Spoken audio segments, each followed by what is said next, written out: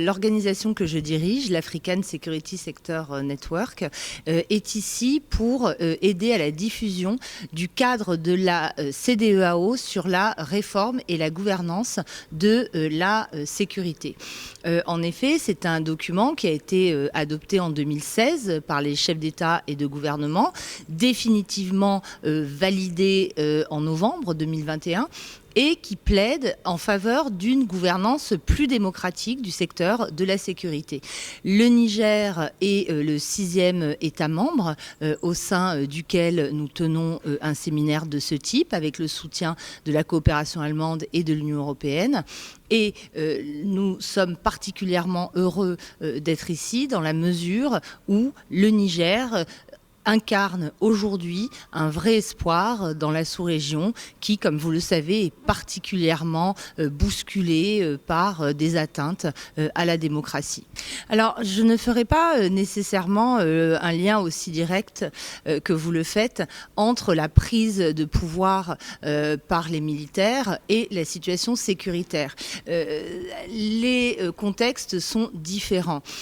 Dans le cas du Burkina Faso, le lien est évident. Ce sont les très graves incidents survenus à Ignata d'abord qui ont expliqué le premier coup d'État de janvier et ceux survenus à Gaskindé qui ont expliquer directement le deuxième. Mais il ne faut pas sous-estimer, même à l'échelle du Burkina, les fractures très profondes qui existent au sein de l'appareil militaire, ni la défiance envers l'ensemble de la classe politique. En ce qui concerne le Mali, il y a bien entendu l'incapacité des autorités démocratiquement désignées à gérer avec efficacité la situation sécuritaire qui est à l'origine de la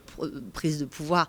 par les militaires, mais plus encore, ce sont de graves problèmes de gouvernance, y compris en matière de détournement des budgets de la défense que l'on a connu également au Niger, qui démontrent que ce n'est pas uniquement l'insécurité, mais la déception quant à une gouvernance en provenance d'autorités civiles élues qui n'ont pas répondu aux attentes et aux engagements qu'elles avaient pris envers leur population. Le cas de la Guinée est assez similaire de ce point de vue-là, où le renversement du président Alpha Condé est directement lié aux violences qu'il a perpétrées contre sa propre population, mais aussi à sa décision de concourir pour un 3e mandat. Parce qu'aujourd'hui, il est absolument nécessaire de condamner de la manière la plus sévère et la plus stricte possible les coups d'État militaires, mais je pense qu'il faut aussi faire preuve d'une sévérité tout aussi importante envers les manipulations constitutionnelles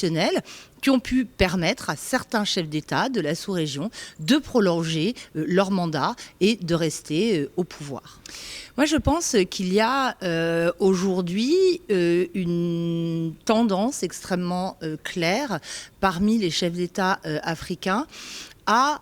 diversifier leurs partenaires et à les choisir en fonction de leurs propres intérêts et non pas en fonction de la compétition qu'ils peuvent avoir entre eux. Le cas du Niger, d'ailleurs, de ce point de vue-là, est intéressant. Bien entendu, Wagner n'est pas là, mais en tout cas, l'État du Niger a choisi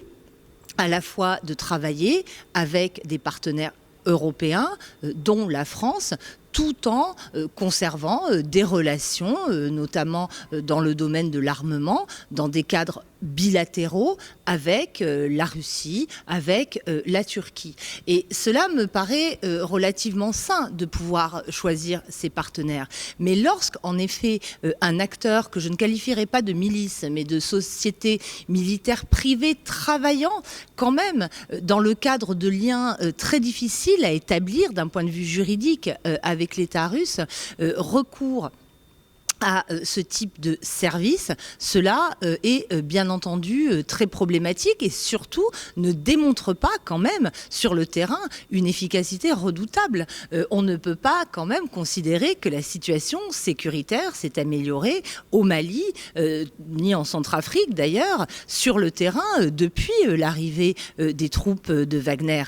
On a vu des attaques extrêmement graves survenir, non seulement dans le nord du pays, pays, dans le centre, mais aussi à 15 km de Bamako cet été, avec cette attaque contre la garnison militaire de Kati. Donc on voit très bien que d'un point de vue opérationnel, le compte n'y est pas non plus. En revanche, en ce qui concerne la guerre informationnelle que ces acteurs de type Wagner sont capables de mener, là, il y a effectivement une grande efficacité qui peut préoccuper notamment les partenaires internationaux qui sont la cible des attaques